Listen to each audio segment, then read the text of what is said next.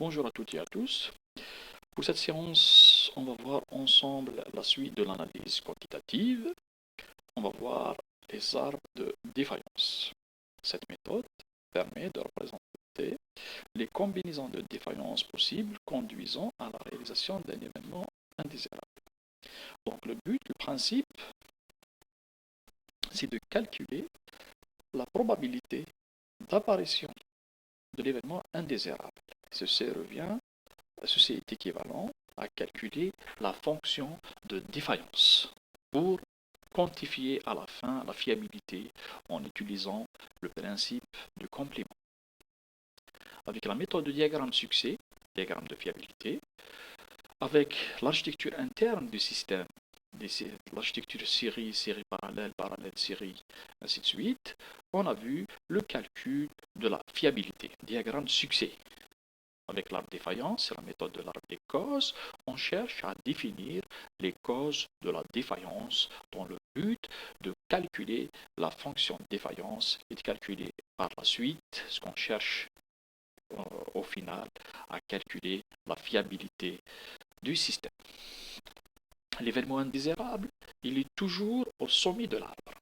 Les événements indésirables intermédiaires ou de base sont reliés entre eux en cascade à l'aide d'un symbole, à l'aide de symboles correspondant à des opérations logiques. C'est-à-dire, ces symboles sont des portes logiques. Les entrées des portes logiques, c'est des entrées binaires, c'est des 1 ou c'est des 0. Les portes qu'on va utiliser, c'est la porte AND, la porte OR, la porte SI, la porte K événement de un événement possible, la porte à retard, c'est la porte delay, et la porte non. Pour la porte AND, l'événement de sortie S de la porte AND est généré si tous les événements d'entrée E1, E2 et E3 sont présents simultanément. C'est-à-dire, si on a des 1 en entrée de la porte, on a 1 en sortie.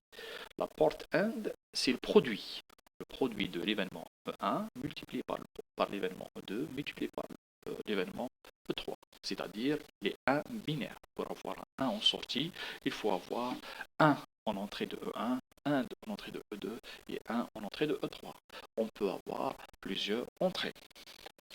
La porte OR, contrairement à la porte 1, l'événement de sortie de la porte OR, c'est la porte OR, c'est pas E, est généré s'il a au moins des événements d'entrée est présent. C'est-à-dire si on a 1 en entrée, on a 1 en sortie. Okay? La porte AND avec condition, c'est-à-dire l'événement de sortie S est généré si tous les événements d'entrée sont présents, avec une condition si l'événement E1 se réalise avant l'événement E2, par exemple, ou bien l'événement E2 se réalise avant l'événement E1. Okay? Tout dépendra de l'application du système. La porte combinaison, un événement parmi un événement. L'événement de sortie est généré, on aura 1 en sortie.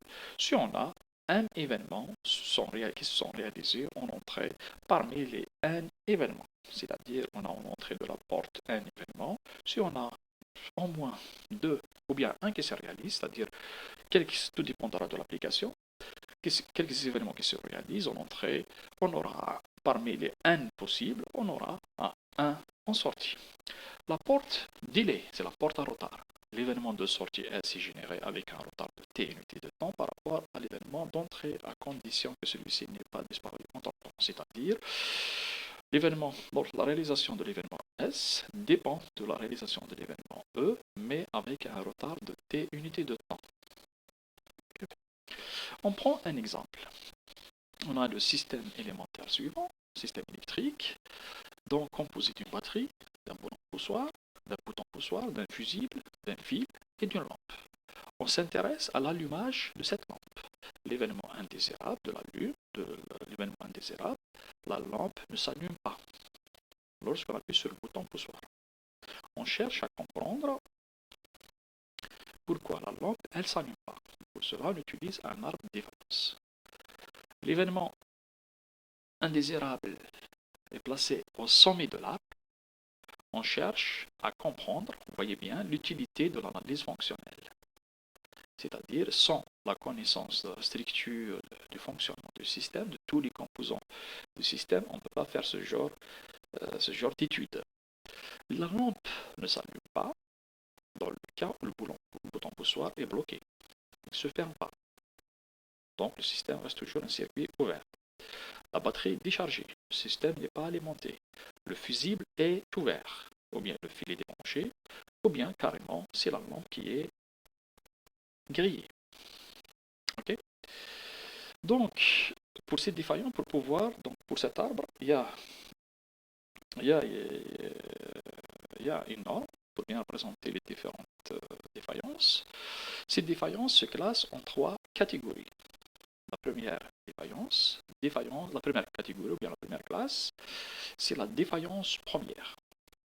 Défaillance première, c'est une défaillance qui est propre au système, qui est due à l'usure, à vieillissement. C'est une défaillance intrinsèque au système, c'est le système lui-même qui tombe défaillant. C'est une défaillance d'une entité dont la cause directe ou indirecte n'est pas la défaillance d'une autre entité. C'est-à-dire, c'est la défaillance propre à elle. C'est l'usure, le vieillissement. Okay? Un défaut de fabrication. La défaillance seconde d'une entité dont la cause directe ou indirecte est la défaillance d'une autre entité pour laquelle cette entité n'a pas été qualifiée et dimensionnée. C'est-à-dire, là, la défaillance, ça ne dépend pas. C'est pas une défaillance intrinsèque, c'est une défaillance qui est due à la défaillance d'un autre système. Okay? Par exemple, rupture d'une tuyauterie, par exemple, suite à une mise en pression supérieure à la pression de dimensionnement. Okay? C'est-à-dire, la tuyauterie, elle est dimensionnée pour une pression donnée. Malheureusement, la pression subie par le tuyau, de la part du tuyau, elle est supérieure à la pression de dimensionnement. Donc là, la tuyauterie, il y aura une rupture de la tuyauterie. C'est une défaillance seconde. On a une défaillance de commande. Défaillance d'une entité dont la cause directe ou indirecte et la défaillance d'une autre entité pour laquelle cette entité a été qualifiée et dimensionnée. Okay? Par exemple, l'ouverture et fermeture du bas, le signal de commande pose problème. Okay? On a par exemple l'automate. C'est l'automate qui est défaillant. Okay? Il a mal généré le signal de commande. Okay? On va voir, cette classification est très utile pour la construction de l'arbre.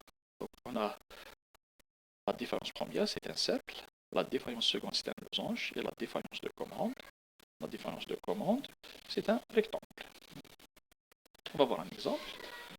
Les coupes minimales. Là sont utiles ces coupes minimales de l'arbre lorsqu'on a un arbre très complexe. Pour l'utiliser, pour l'exploiter, ça pose problème. Pour cela, on va opter pour les règles de simplification vues dans la logique combinatoire pour pouvoir extraire l'expression de l'événement indésirable, extraire une expression simple et exploitable. Une coupe est un ensemble d'événements entraînant l'événement indésirable. Une coupe minimale est la petite combinaison d'événements entraînant l'événement indésirable. Donc, on passe à la recherche des coupes minimales. La recherche des coupes minimales se fait à partir de la transformation de l'arbre des causes en une expression booléenne. On utilise la de Boole. Dans ce cas-là, l'arbre des causes peut être interprété comme une représentation de relation booléenne entre événements qui entraînent l'événement indésirable. On va voir l'exemple pour illustrer tout ça. On a l'arbre des causes suivant, ou bien l'arbre défaillant suivant. On a l'événement indésirable, c'est l'événement indésirable. On a l'événement indésirable suivant, T. OK. Il est dû à la réalisation simultanée de l'événement E1 et l'événement E2 parce qu'on a une porte OR. E1, excusez-moi. L'événement E1, c'est la réalisation de l'événement A ou bien de l'événement E3 qui est lui-même dû à la réalisation de l'événement B ou de l'événement C. C'est la même chose pour la partie droite de cette arbre. Si on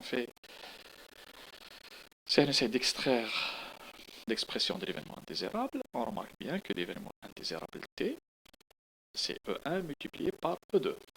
T égale à E1 multiplié par E2. On cherche E1. E1, c'est A multiplié plus E3.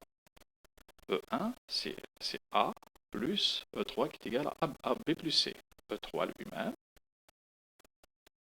égale à B plus C. Si on cherche l'événement E2 est égal à C plus E4, lui-même E4 égale à A fois B. On regarde E4 égale A fois B. On remplace. E1 est égal à A plus B plus C, multiplié par C plus AB. On développe, on tombe sur l'expression suivante. A plus B plus C fois C, ou bien plus A plus B plus C multiplié par AB. On développe une deuxième fois. Donc si l'expression c'est A fois C, plus B fois C, plus C fois C qui est égal à C, plus A fois AB, A fois AB est égal à AB, B fois AB est égal à AB, et C fois AB est égal à C fois AB. On remarque bien que C, on utilise l'expression de simplification dans l'algèbre de Boole, C plus AC ça donne C, C plus BC ça donne C, et C plus CAB ça donne C. Et AB, c'est la dernière expression. Donc, pour l'événement indésirable, c'est l'événement C plus AB. Okay? Donc, l'événement indésirable, l'arbre défaillance représentant les événements C et AB est appelé arbre réduit. On remarque bien, on passe de l'événement indésirable, de l'arbre des causes de l'événement indésirable T qui est complexe, à un arbre réduit.